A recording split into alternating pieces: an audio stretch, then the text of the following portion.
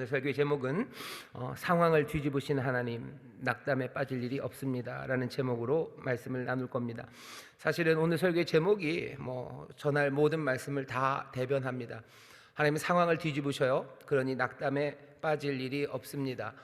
우리가 낙담에 빠지게 되는 유혹, 그 유혹을 받을 때가 있는데요, 많이 그런 일들이 있겠지만 우리가 세운 계획들이 좌절될 때 그렇습니다. 내가 세운 계획이 무슨 악한 계획이면 얘기가 좀 달라요. 악한 계획, 나쁜 계획 세웠다가 그 계획이 좌절되면 아이고 아깝이 그러고 지나가면 돼요. 하지만 내가 세운 계획이라는 것 자체가 아주 선한 계획입니다. 내 유익을 위한 것도 아니에요. 선한 것을 위해서 계획했고 정말로 나를 희생해서라도 뭔가를 숭고한 것들을 계획했는데 그 계획이 좌절될 때는 심한 낙담에 빠지게 됩니다. 그렇게 선한 계획이 좌절될 때, 아니면 악한 사람들이 우리의 삶을 더 힘들게 할 때, 나는 선한 길을 가려고 하고 나는 정말로 올바른 길을 가려고 하는데 악한 사람들이 우리들의 삶을 힘들게 만들고 비방하고 왜곡하고 그리고 또 방해하고 그런 일들이 닥치면 낙담에 빠지려는 유혹에 우리는 접어듭니다. 좋은 계획들이 무너지기 시작하고 그리고 사람들은 좋은 길을 가려는 나를 방해하기 시작할 때 낙담이라는 유혹, 그 유혹이 우리에게 더 심하게 다가옵니다. 설교의 제목 그대로예요. 낙담에 빠질 일 없습니다. 왜냐하면 그 상황을 뒤집으시기 때문이에요. 내 계획이 좌절되는 것 같지만 하나님이 그것들을 다 뒤집으십니다. 악한 사람들이 악한 일들로 우리의 길을 가로막는 것 같지만 아닙니다. 결국은 하나님이 그 모든 상황들을 뒤집어 놓으십니다. 우리는 이렇게 뒤집는 하나님의 이야기를 꽤 많이 압니다. 성경에 보면 그런 말씀들이 많아요. 오늘 주일 낮 예배에서도 말씀드렸었는데 하나님은 하늘을 흔드시죠. 그리고 모든 열왕들을 뒤집으십니다. 그냥 다 쫄딱 망하게 한다는 뜻만은 아니에요. 그 열왕들을 뒤집으셔요. 엎어뜨려 놓으셔요. 뒤집어 놓으셔요. 정말 말 그대로 뒤집어 놓으십니다. 악한 계획들을 선한 결과로 뒤집어 놓으셔요. 사람들의 정말로 말도 안 되는 슬픈 역사들을 하나님은 기쁨으로 바꿔 놓으셔요. 낙담되고 절망한 사람들에게 하나님이 기쁨으로 노래하게 하셔요. 사실은 그런 이야기들이 성경에 가득합니다. 우리가 알고 있는 이야기들 꽤나 많지만 여러분들 창세기만 보셔도 알아요. 사라의 이름이 어떻게 변했는지. 웃음으로 변합니다. 아이를 낳지 못하는 여인이에요. 90세가 될 때까지, 90세가 다 될 때까지도 아이를 낳지 못한 여인에게 하나님께서 아이를 낳게 하셔요. 뒤집으시는 거죠. 내가 아이를 낳기 싫었습니까? 아니요, 아이 낳고 싶어서요. 간절히 원했던 여인입니다. 하지만 자녀를 낳아서 내가 내 남편과 함께 행복하게 살려는 내 계획들, 거기에 뭐가 잘못된 게 있습니까? 아무것도 없어요. 아이 하나 낳기 위해서, 아이 하나 얻기 위해서 자기의 계집 종 하나를 자기 남편에게 보내는 여인이 사라였어요. 그게 그렇게 즐겁고 행복한 일이었겠습니까? 아니죠. 내가 희생해서라도 뭔가 아들을 얻겠다는 그 마음이 사라에게 있었어요. 하지만 결국은 그 일들이 잘 이루어지지 않죠. 이 사라에게 하나님께서 아들을 주셔요. 그러면서 이삭이라는 이름을 짓게 하십니다. 웃을 수 없는 여인을 웃게 만드셔요. 뒤집어 놓으신 거죠. 창세기에 뒤집는 사람들이 꽤 많습니다. 야곱을 보셔요. 야곱이 형을 속여 먹으려고 합니다. 야곱이라는 사람은 좀 특별해요. 악한 계획이죠. 나쁜 계획을 세웠어요.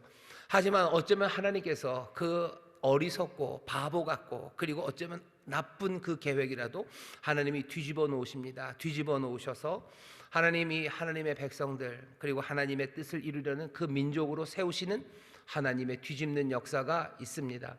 뿐만 아니에요. 우리가 잘 아는 요셉을 생각해 보세요. 요셉 때 삶도 뒤집어지죠. 요셉 버릇없는 녀석으로 컸어요. 부모의 책임이 크죠.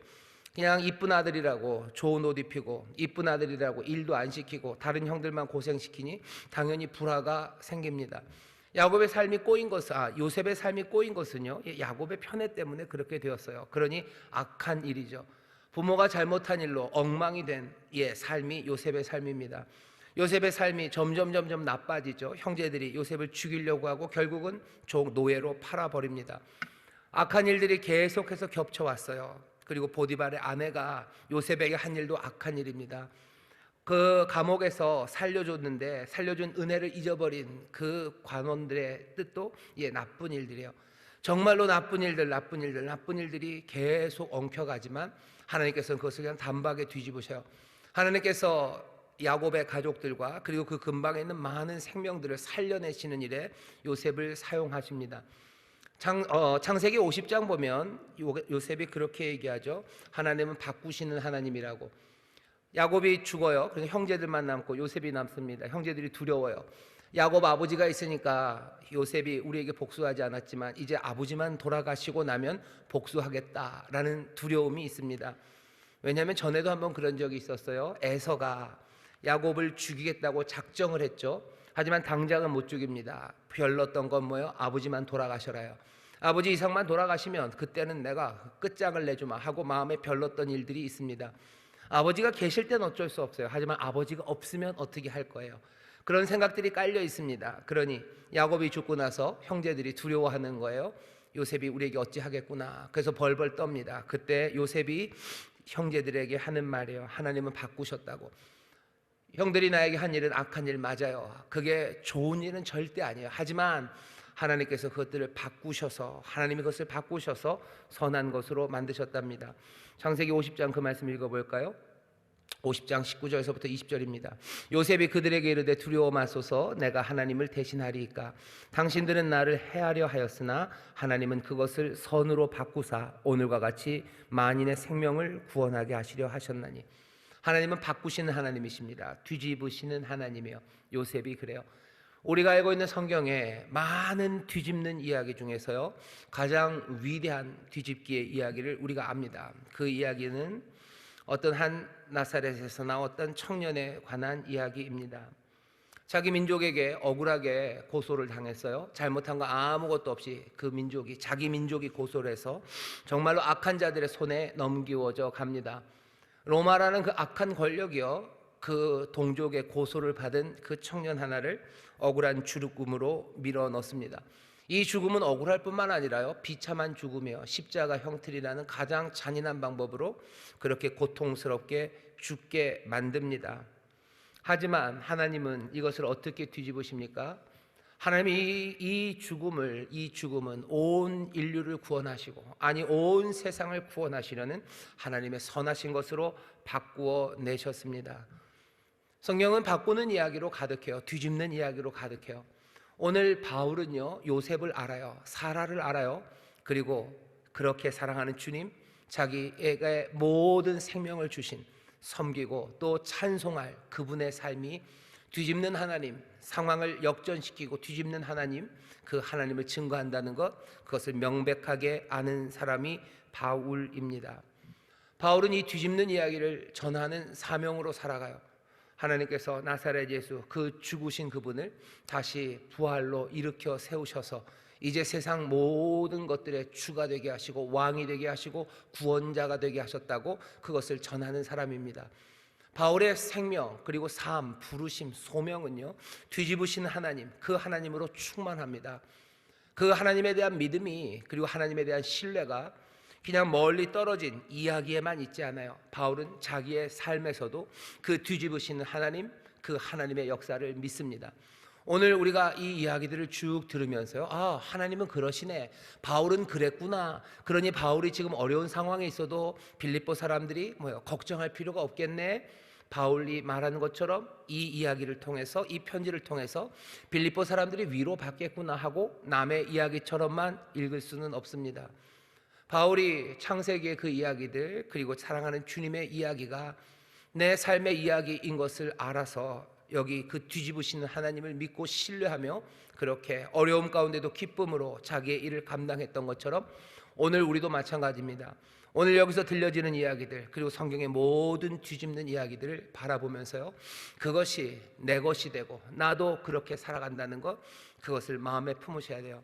요셉은 어쩌면 창세기 처음에 있었던 사람이었기 때문에 자기의 인생의 중간에는 그냥 하나님만을 신뢰했죠. 하나님을 믿고 따랐어요. 하지만 인생의 마지막 선에 가서 고백하는 겁니다. 하나님 모든 것을 뒤집으셨군요 하고 마지막에 깨달음을 얘기해요. 하지만 바울은 아닙니다. 인생의 끝에 가서 죽는 그 순간, 아니면 뭔가 결정적으로 뭐가 마무리되는 그 시간에, 아, 이제 돌아보니 하나님이 모든 것들을 바꾸셨네요 라고 말하지 않아요. 오히려 그 삶의 한 중간에서 이 모든 것들을 바꾸신 하나님, 바꾸시는 하나님을 믿으며 기쁨으로 살아갑니다. 하나님을 믿고 의지하는 삶이요, 그냥 안타깝고 하나님을 믿고 의지하는 삶이 어쩌면 그냥 이를 악물고 살아갈 수도 있어요. 하지만 내가 맨 끝에 가서 다른 사람들이 깨달았던 뒤집으신 하나님, 바꾸시는 하나님에 대한 그 분명한 진리를 내가 지금 안다면, 내가 지금 주를 따르고 내가 주를 섬기고 하는 내 지금의 순종의 발걸음이 지금 기쁨이 될 수 있습니다. 바울이 바라는 건 그거예요. 그리고 주님이 바라시는 바도 그겁니다. 주님께서 우리에게 기쁨을 주기를 원하시죠. 여러분 기억나십니까? 예수님이 잡히시기 전에 요한복음 보면 제자들에게 여러 가지 이야기를 하셔요. 그러면서 하시는 말씀 중에 하나, 아주 중요한 주제가 기쁨입니다. 내가 너에게 기쁨 주기를 원한대요. 너희도 내가 누리는 이 기쁨을 너희가 누리기를 바란대요. 지금 예수님 뭐 하고 계시는데요? 죽으러 가십니다. 예수님 죽으러 가셔서 십자가 지시고 부활하신 다음에, 와, 하나님 역시 아버지는 뒤집으신 하나님이시구나. 내 이 억울하고 비참한 죽음을 모든 사람들의 생명으로, 모든 사람들을 위한 구원으로 만드셨구나 하고 끝에 가서 그것들을 발견하고 기뻐하는 게 아니라, 주님께서는 십자가로 가기 전에도 이미 기쁨이 가득합니다. 왜? 하나님이 뒤집으신 하나님이심을 알기 때문이에요. 하나님은 뒤집으시는 하나님이에요. 이 일을 통해서 놀라운 일을 행하실 거예요. 그렇게 하나님의 사랑과 능력을 마음에 깊이 품으시고 자기의 길을 걸어가시니 주께서는 그 어려운 순간에도 기쁨으로 충만하시고 그 기쁨을 제자들에게 주고 싶어 하시는 겁니다. 오늘 이 말씀을 우리에게 주시면서도 사실은 주님이 뜻하시는 바가 똑같아요. 여기 함께 예배하는 여러분들, 설 명절 딱 그 당일 저녁에 주 앞에 나오신 여러분들의 믿음이 주님을 향하고 있음을 압니다. 주를 신뢰하는 분들임을 알아요. 주의 사랑 안에 거하시는 분들임을 저도 알고 우리가 서로 압니다. 믿음으로 순종하며 걸어가실 분들이셔요. 그런데 그 걸어가는 길이 그냥 이를 악물고 어디 두고 보자, 나중에 한번 두고 보자 하고 걸어가는 길이 아니라 정말로 뒤집으신 하나님을 바라보시며 지금 이 시간에 나를 낙담하게 할 만한 온갖 좌절이 있을지라도, 우리를 방해하는 여러 가지 어려움이 우리를 오해하고 짓밟고 또 우리의 상황을 악하게 만들지라도 그냥 참고 견디는 것만이 아니라 오히려 상황을 뒤집으신 하나님, 그 하나님을 보며 낙담에 빠지지 않고 기쁨으로 걸어가는 여러분 되시기를 주께서 지금 바라시며 이 말씀을 주십니다. 여러분들 옆에 있는 분들에게 서로 얘기해 주세요. 우리 기쁨으로 살 수 있습니다. 우리 기쁨으로 살 수 있습니다. 다시 한번요. 기쁨으로 순종할 수 있습니다. 기쁨으로 순종할 수 있습니다. 바울이 빌립보 사람들에게 지금 하는 말이 그거죠. 나는 지금 기쁘대. 나는 지금 기쁘다요. 인생의 제일 끝에 가서 내가 돌아보며 하나님이 뒤집으셨구나 라는 것을 깨달으며 내가 그때 기뻐하겠다가 아니라 바울은 지금 기뻐하고 또 기뻐한다고 지금 고백하고 있습니다. 자, 바울의 이 삶을 우리가 따라가기를 원하고 또 그것들을 소망하며 말씀을 조금만 더 자세히 들여다 보겠습니다. 바울은 지금 낙담할 만한 상황에 빠졌습니다. 문제가 있어요. 문제가 있기 때문이에요. 두 가지 문제입니다. 하나는 감옥에 gat혀 있습니다. 매여 있어요. 12절입니다. 형제들아, 나의 당한 일이 도리어 복음의 진보가 된 줄을 너희가 알기를 원하노라. 이러므로 나의 매임이 그리스도 안에서 온 시위대 안과 기타 모든 사람에게 나타났으니. 바울은 지금 매여 있습니다. 갇힌 사람이에요. 바울은 갇혀 있으면 안 됩니다. 왜? 바울은 복음을 전하라고 부름받은 사람이에요. 복음을 이방인에게 전하라고 부름받은 사람. 내 인생의 소명과 하나님이 나에게 맡기신 일은 내가 갇혀 있는 게 내 일이 아니에요. 난 돌아다니며 복음을 전해야 되는데 지금 나는 감옥에 갇혀 있습니다. 그러니 내 부르심과 내 소명, 그것들을 감당할 수 없을 것 같은 상황입니다. 내 인생의 의미가 사라지는 것 같은 상황, 그 상황에 지금 바울이 놓여져 있는 겁니다. 어쩌면 그렇게 생각하시면 돼요. 뭐라고 그래야 될까? 축구 선수가 다리 한 짝을 잃은 것 같은 상황이에요. 하나님 나를 축구 선수로 부르셨어요. 그래서 내가 축구를 하면 하나님의 영광을 올려드릴 건데 내 다리가 심하게 부러졌어요. 아니, 거의 가망 없이 나는 내 다리 하나를 잃을 겁니다. 얼마나 큰 좌절과 낙담에 빠지겠습니까? 바울은 지금 그런 상황에 놓였어요. 돌아다니며 복음을 전해야 될 사람이 지금 감옥에 갇혀 있습니다. 모든 가능성이 다 사라져버린 것 같고 내 삶의 의미, 그것들이 없는 상황에 놓이죠. 하지만 바울은 여기서요 기뻐하고 있습니다. 감옥에 갇힐 수도 있는 거지, 다시 나올 수도 있지. 요 상황에서는 나왔어요. 하지만 바울은 결국 죽습니다. 결국은 잡혀서 죽게 되는 게 바울이에요. 가능성 없는 상황에서 바울은 하나님의 일하심을 굳게 믿으면서요, 그 상황에서 무언가를 합니다. 어떻게 좌절하지 않고 낙담하지 않고 복음을 계속 전합니까? 나중에 말씀드리겠지만 바울은 그래도 그 일을 합니다. 그 일을 기쁨으로 해요. 그 일을 기쁨으로 합니다. 어떻게 이럴 수가 있을까? 어떻게 이럴 수가 있을까?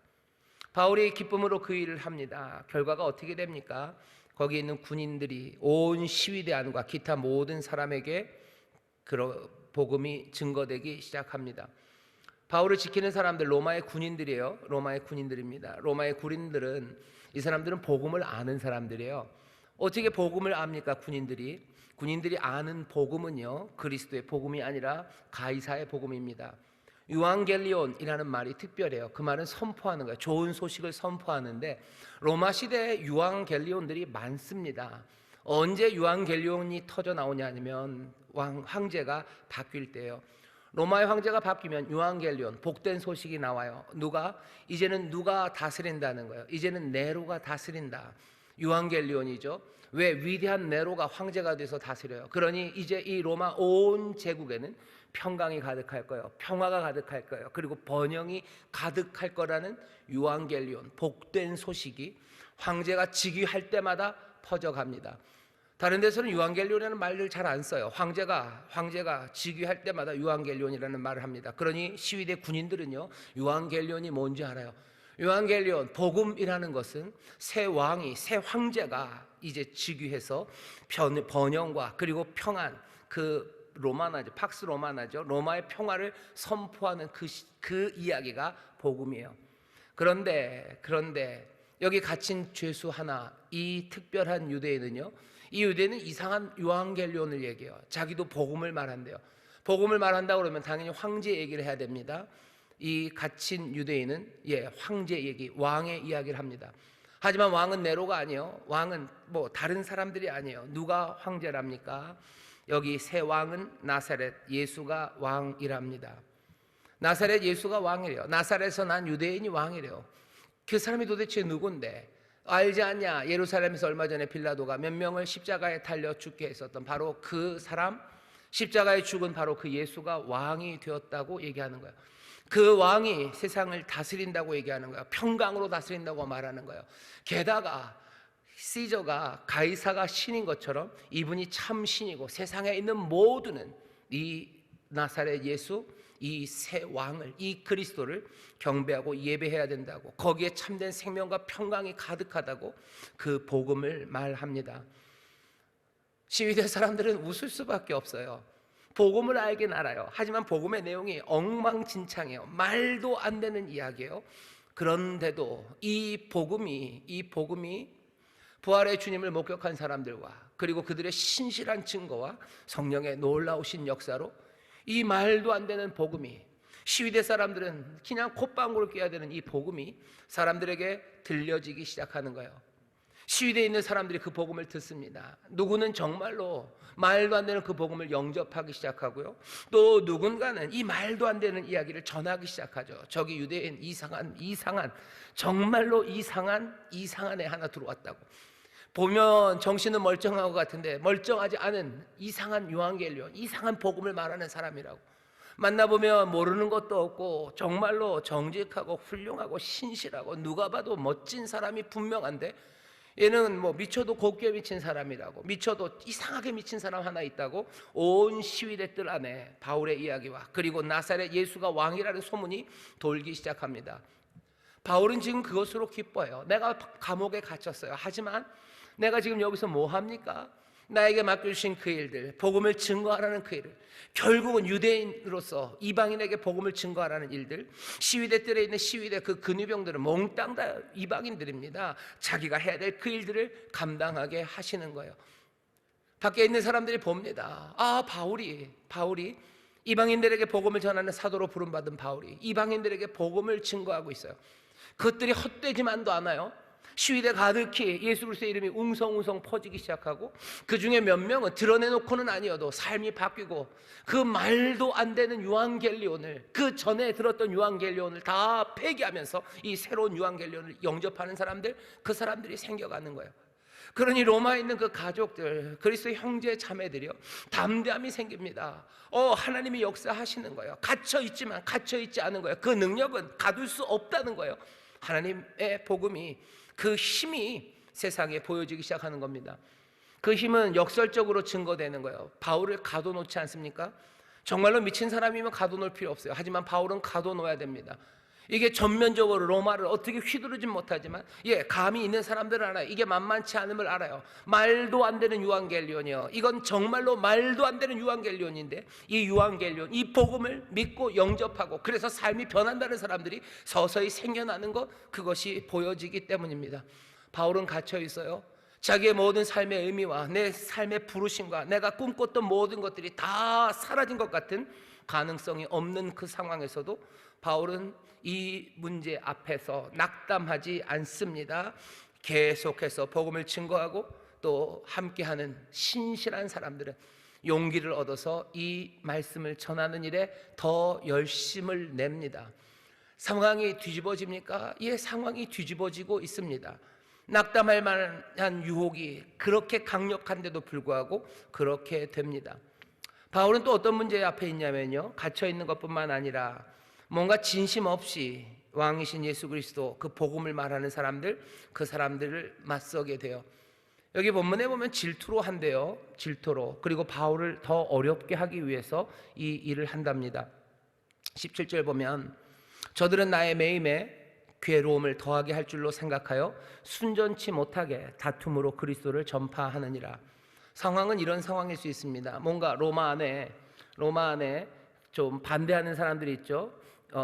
바울의 반대파 사람들입니다. 바울의 반대파 사람들, 이런 사람들이 바울을 시기해서 갇혀 있는 동안에 우리가 더 전도를 많이 해서 그러면 바울이 시기하고 질투하게 되겠지, 그런 마음으로 복음을 증거하는 사람들이 있었나 보다라고 생각할 수도 있고요. 아니면 그냥 믿음의 사람들, 기독교인들 아니라 그냥 말하기 좋아하는 사람들, 호사가들, 그냥 말하고 떠드는 거 좋아하는 그런 사람들일 수 있어요. 자꾸 바울 놀리는 얘기하는 거죠. 그래서 바울 무시하고 바울 미친 사람 취급받고 그렇게 만들어 놓으면 바울이 힘들어할 거라고 생각했던, 어쩌면 그런 사람들, 어쩌면 정신 미친 사람 하나를 더 미친 사람 만들어서 더 좋아하는 사람들, 그런 사람들이 로마에 있었다고도 생각할 수 있습니다. 그 사람들이 이런 식으로 얘기하겠죠. 이상한 녀석 하나 있다고, 새 왕이 몇 년 전에 예루살렘에서 죽은 유대인이라고, 이런 웃기지도 않는 이야기를 하는 사람이 있네. 걔가 가말리알 문화에서 배워내란다. 걔가 로마 시민이란다. 걔가 한때는 유대인의 총아가 되었던 사람이었단다.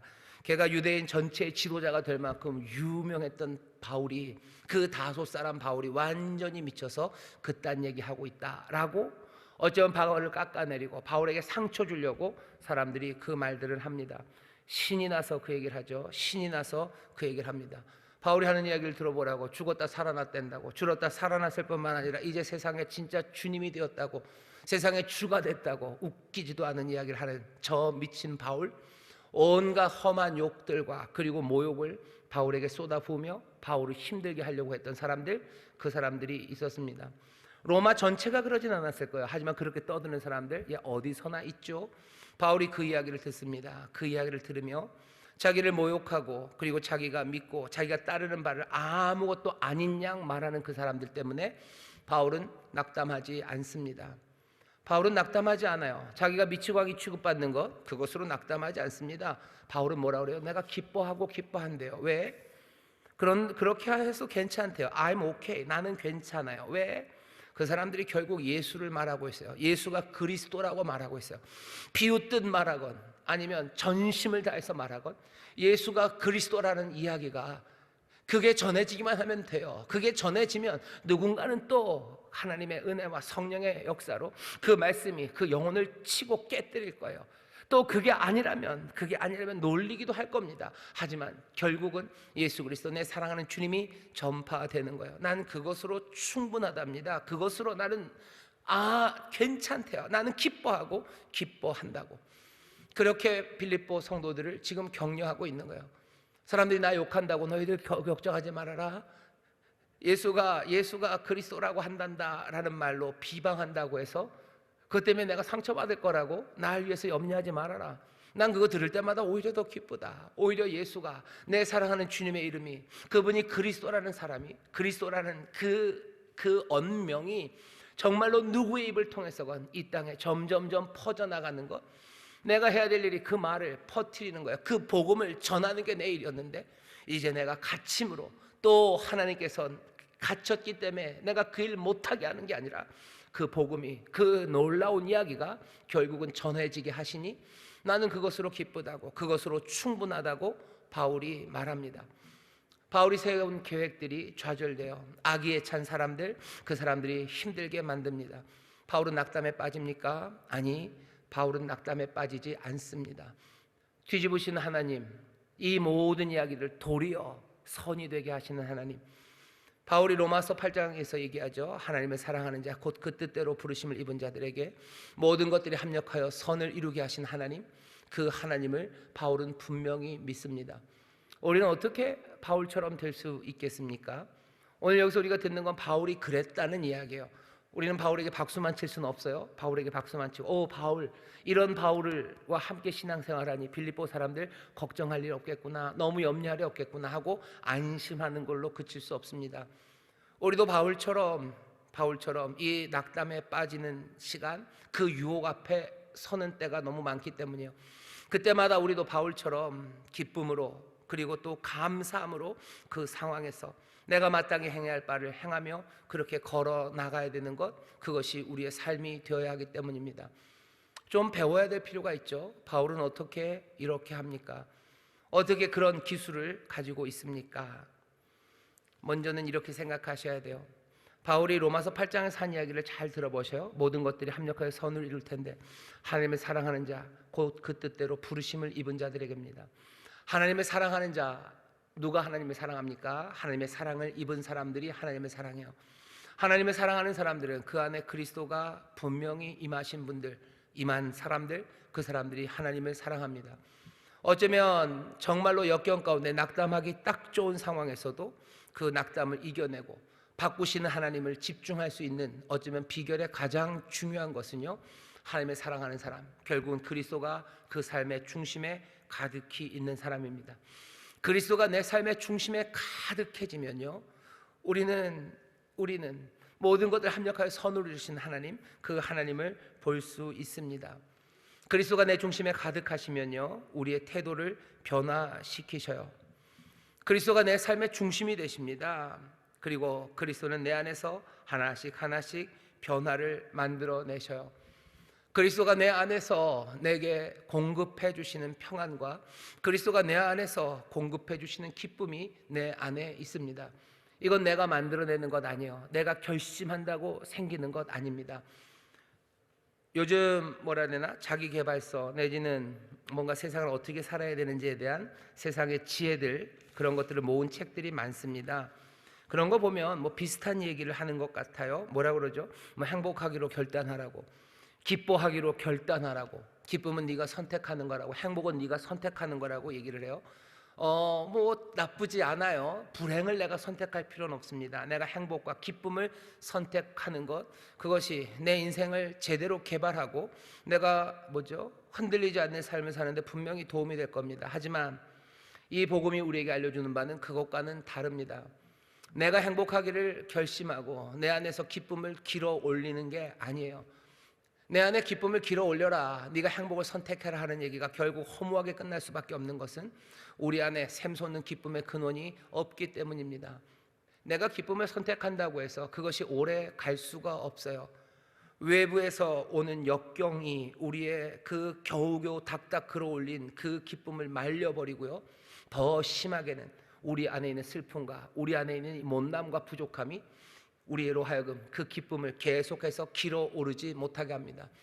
우리 안에는 기쁨의 샘이 없어요. 기쁨의 샘이 있었으면 사람들은 기쁨을 선택하라고 말하지도 않았을 거예요. 없으니 그거라도 선택하라고 아주 가난한 이야기로, 그 궁핍한 이야기로 우리의 삶을 위무하려고 애를 썼던 겁니다. 우리가 받은 복음은요, 그리스도 우리 안에 임하시면 우리 안에서 정말로 기쁨과 그리고 감격의 샘이 터져 나옵니다. 예수님께서 명절 끝날에 서서 얘기하셨어요. 와서 마시래요. 목마른 자들 와라, 와서 마셔라. 그러면 어떻게 돼요? 네 안에서, 네 속에서 생수의 강이 터져 나온대요. 이것은 무엇을 두고 하시는 말씀이요? 이제 주실 성령에 관한 말씀이라고 요한이 덧붙여 설명합니다. 우리가 그리스도로 충만해지고 그리스도가 내 삶의 중심이 되어야 내 삶의 기쁨의 변화가 시작되는 거지, 다른 것들 아무것이나 끌어온다고 해서 되는 게 아니에요. 아무리 내가 기쁨을 선택한다고 해서 그게 되겠습니까? 안 됩니다. 하나님이 우리 안에서 행하시는 역사예요. 그리스도께서 우리 안에 임하셔서 우리에게 주시는 복이고, 그리스도와 함께 우리가 하나님으로부터 받아 누릴 귀한 선물이 그 기쁨과 감사합니다. 어떻게 역경 가운데 낙심하지 않고 우리가 그 기쁨으로 이 일을 살아갈 수 있습니까? 여러분들 그리스도로 충만해지시기를 주의 이름으로 축원합니다. 여러분의 삶의 중심에 그리스도를 모시셔요. 내 삶의 바각바각 긁어내야 되는 기쁨을 두리번거리지 마시고 내 안에 중심에 그리스도가 가득 채워질 때 주가 주시는 선하신 것들이, 주가 주시는 복된 것들이 우리 안에서 하나하나 하늘로부터 임합니다. 하늘로부터 임하는 거고, 또 어떻게 보면 뭐예요? 내 안에 있는 그리스도께서 나에게 내어주시는 거예요. 그것으로 변화되어야 합니다. 그래야 우리는 기쁨을 갖고 정말로 제대로 된 잘 사는 삶을 살아갈 수 있습니다. 그리스도가 우리의 중심에 오시면 어떻게 돼요? 우리가 그리스도를 중심에 모시고 그리스도로 충만하기 시작하면요, 다른 사람들의 시선, 그 시선에서 자유로워집니다. 우리의 꽤 많은 낙담은요, 낙담은 다른 사람들로부터 옵니다. 다른 사람들이 나에게 평가하는 것, 그것이 나를 낙담하게 해요. 사람들이 나를 오해할 때 낙담합니다. 사람들이 나를 칭찬하지 않을 때 낙담해요. 아까도 말씀드렸지만 내가 악한 일을 할 때, 악한 꾀를 행할 때 사람들이 나를 뭐죠, 나쁘게 보는 거, 그거 가지고는 별로 낙담하지 않아요. 하지만 내가 정말로 오랜만에 좋은 일 한번 해보려고 했어요. 근데 꼭 그럴 때 사람들이 나에게 이상한 소리들을 해댑니다. 그러면 낙심하기 시작해요.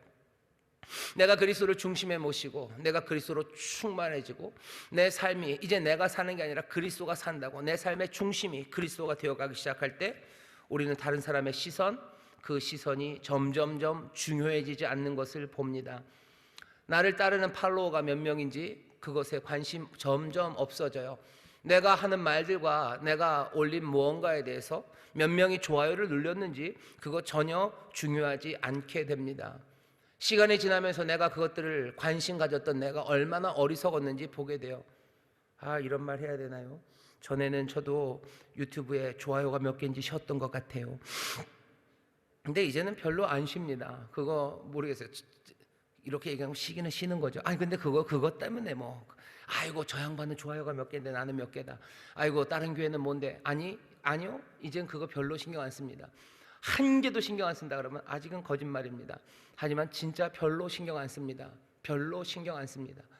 사람들의 시선, 사람들의 비위 맞히는 것, 거기에 신경 덜 쓰게 돼요.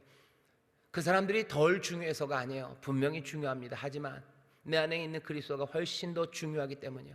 그리스도가 점점 더 중요해지고 점점 더 무거워지기 때문에 세상의 다른 것들은 상대적으로 가벼워지는 거예요. 아마 이전보다 제가 다른 사람들을 대하는 걸 더 무겁게 대할 겁니다. 전에는 아무것도 아닌 양 대했던 사람들도 훨씬 더 무겁게 대할 거예요. 하지만 내가 그리스도를 점점 더 무겁게 대하기에, 내가 이것이 더 무거워졌기에, 이것을 분명히 중요하게 대하긴 하지만 이것이, 이들의 시선이, 이들의 평가가 내 삶을 흔들지는 못합니다. 내가 그리스도를 중심으로 삼으면 다른 사람에 대한 집착, 거기서 나를 자유케 하십니다. 다른 사람의 생각보다 그리스도의 마음에 더 집중하게 됩니다. 나를 사랑하시는 그분, 나를 부르신 그분, 나에게 그분이 맡기신 소명, 그것들이 중요해져요. 바울의 이야기를 들어보세요. 매여서 내가 얼마나 아팠는지, 내가 매여 있으면서 얼마나 갑갑했는지, 매여 있는 그 시간들이 나에게 얼마나 내 육체적인 괴로움, 내 명예에 얼마나 심각한 상흔을 남겼는지, 그런 건 저 아무 얘기도 없습니다. 뭐만 있어요? 내가 매음이 된 게 어쩌면 억울하고 힘들 수 있는 이유도 딱 하나요. 복음이 증거되지 못하는 거예요. 하지만 매었을지라도 복음이 증거되어 그리고 그것을 인하여 많은 그리스도의 사람들 용기를 내어 전하고 말도 안 되는 인간들도 예수의 이야기를 하고 돌아다닌다면 나는 그것으로 족하되어 모든 이야기는 뭐밖에 없어요? 예수의 이야기밖에 없어요. 그리스도와 복음에 관한 이야기밖에 없어요. 나를 부르신 분에 관한 이야기밖에 없어요. 그분이 나에게 맡기신 것 그것에 대한 이야기밖에 없습니다. 다른 이야기는 없어요. 그리스도가 내 삶의 중심이 되고 우리가 그리스도로 충만하게 되면 다른 사람들의 시선에서 자유로워집니다. 그러면 내가 좌절할 이유가 점점 줄어들어요. 낙심할 이유 줄어들어요. 내 안에 그리스도와 함께 기쁨을 누리기 시작합니다. 그리스도가 내 삶의 중심이 되면 어떻게 되는지 아세요? 내 앞날, 내 장래에 대한 염려, 그 염려가 아무것도 아닌 양 사라져 버립니다. 그리스도가 내 안에 중심이 되면요, 내일을 염려하지 않아요. 사람들이 힘들고 어려운 상황이 닥치면 어떻게 돼요? 죽을 것 같다고 그러죠. 이러다 죽을 것 같아. 그럼 그 사람에게 얘기해 주세요. 뭐라고 얘기하셔? 죽을 것 같은 거 아니고 너 죽는다라고 얘기해 주세요. 죽어요. 죽을 것 같지 않아요? 죽습니다. 사람들은 다 죽을 것 같다고 얘기해요. 힘들고 어려우면. 아니, 죽습니다. 우리가 정말로 그리스도 예수 주님 재림하시는 그때 살아있는 세대가 아니라면 저와 여러분 모두가 다 죽습니다. 언제 죽을지는 몰라요. 곧 죽을지 아니면 꽤 오랜 시간 한 120년 후에 죽을지 그건 모릅니다. 언제 죽을지를 염려하는 것 그건 어리석은 일입니다. 죽습니다. 그러니 어떻게 하셔야 돼요? 그 죽음, 확실한 그 죽음의 시간까지 내가 어떻게 살 것인가 거기에 집중해야 합니다. 그리스도가 내 삶의 중심이 되면 나는 내 염려, 죽을 것에 대해서 염려하지 않습니다. 나의 모든 내일은 그리스도가 다 살펴주실 거예요. 내 오늘을 내가 그리스도의 중심으로 살아가면 나의 내일은 그리스도가 책임지셔요. 내일 일을 내가 염려할 이유가 없습니다. 내 삶과 죽음에 대해서 초조해하지 마셔요. 내일에 대해 염려하지 마셔요. 그리스도의 죽음 그리고 그리스도의 부활 그것들을 바라보며 정말로 내 삶의 중심을 그리스도로 가득 채우기 시작할 때 나는 여러 가지 낙심의 이유가 닥칠 때도 낙심하지 않아요. 기쁨으로 뒤집으시는 하나님을 바라보며 정말로 기뻐하며 이 삶을 살아갈 수 있습니다.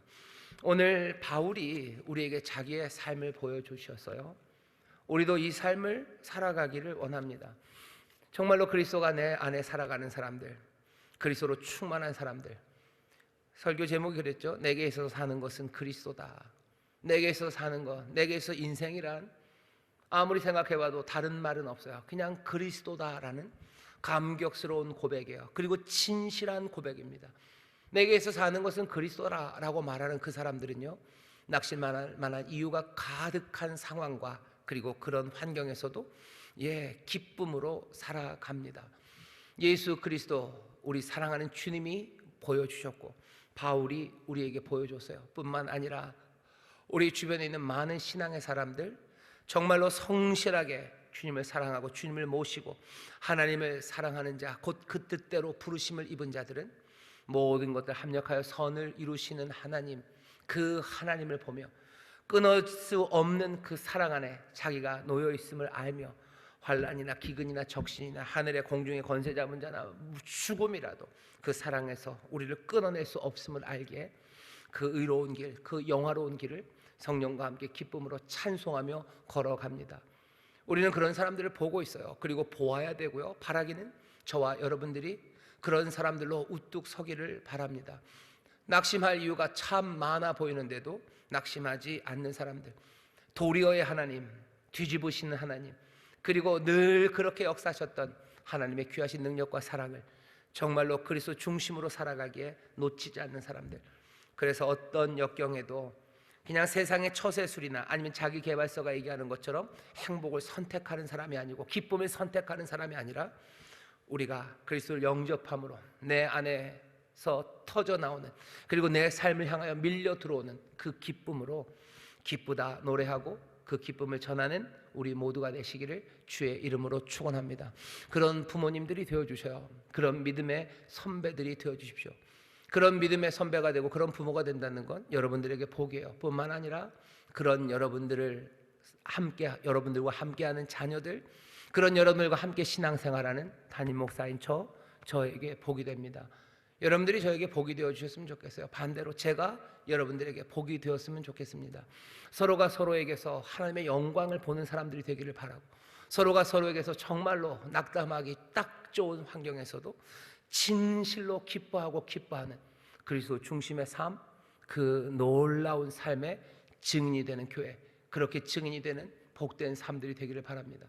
우리에게 감사가 넘쳐요. 서로를 볼 때마다 감사가 넘쳐요. 빌립보서 제일 처음에 있는 것처럼 생각할 때마다 하나님 앞에 감사가 넘치고 그들을 위하여 간구할 때마다 기쁨이 가득해지는 그런 귀한 삶들, 그렇게 아름다운 성도들이 되시기를 주의 이름으로 축원합니다.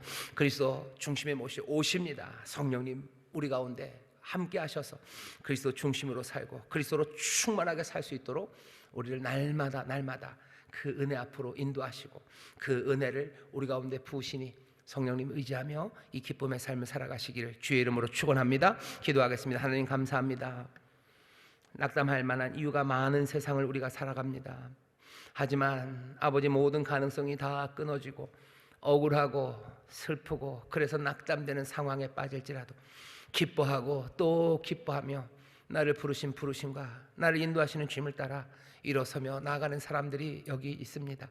세상 어떤 것에도 마음 두지 않고 온전히 그리스도로 점점 더 충만해지고 내 삶의 중심이 그리스도로 굳게 서가는 사람들, 점점점 내 삶의 가장 무거운 것이 그리스도가 되는 이들, 주여 성령의 놀라우신 은혜로 이 삶을 우리에게 주시니 또 이 삶으로 온전해질 수 있도록 성령님 인도하여 주옵소서.